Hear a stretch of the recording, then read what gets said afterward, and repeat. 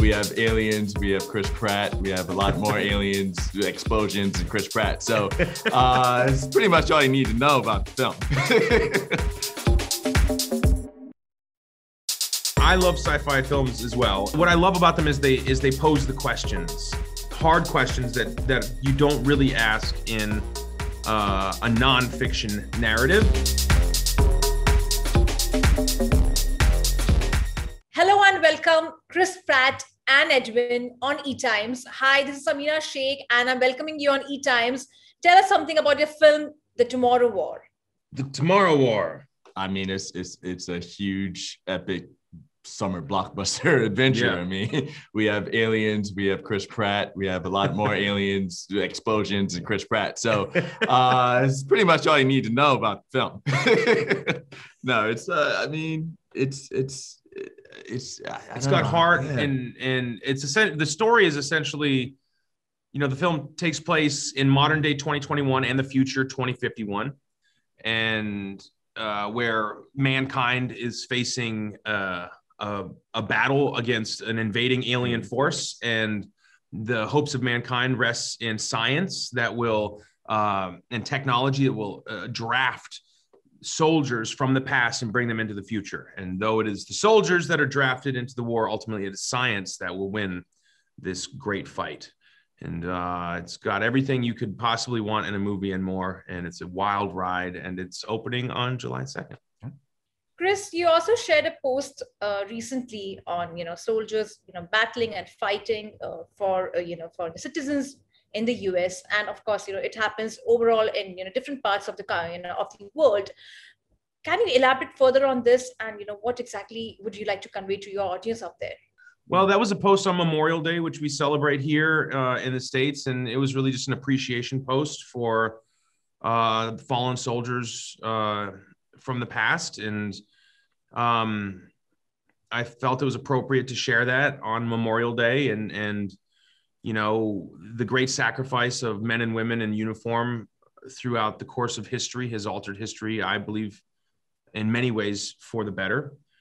And so you see that with our film, The Tomorrow War, where these soldiers are sacrificing themselves for the greater good and coming together, unified to save not just a country, but the entire world. I mean, I second that. There's not much more you can say about that. I'm the product of two Marines, and in talking with them, you understand the struggles and sacrifices that they were willing to give up, in the process of serving. It is a very ugly responsibility that they take on. And it's a responsibility that a lot of us would never even think of. So, to have a day in a month or a year to commemorate, the lives of these fallen soldiers, men, women, it's respectful, and we have to acknowledge, our past and how we got to where we are today. And they're a big part of it.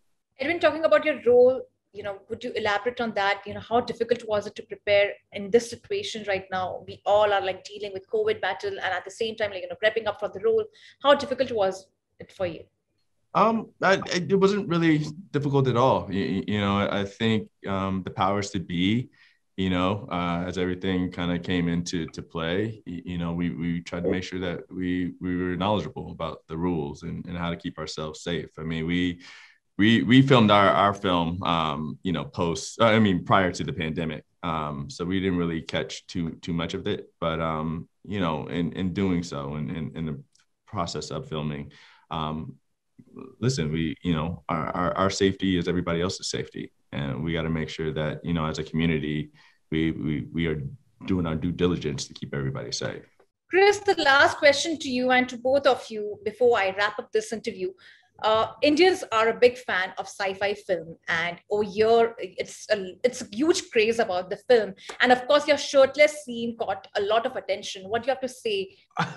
You cut out there a little bit at the end, but I think you were saying that the Indian fans are going crazy for the movie. Well, that makes sense. Of course, they're quite crazy about sci-fi, and they love sci-fi films and all. And we all are crazy about sci-fi films.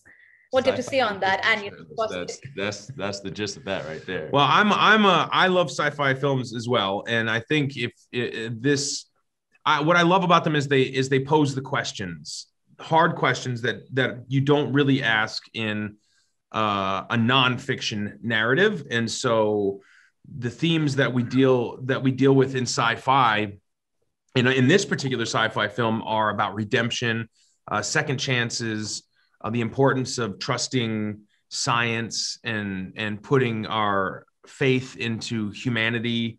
Those are all questions. And yes, we shot the film pre-pandemic, but it does oddly line up now with the global threat that we've all been facing over the past year and a half with the COVID-19 pandemic, and the number of people that have had to, fight against this thing. And it's a battle that we will win. And it's a battle that we will win, but there will be a large number of sacrifices along the way. And so I think this is a great escapism for this time, but also it's not purely escapism, because there are also some resonant themes that can allow us to reflect on our responsibilities today in handling the threats that we handle, that science could be a part of.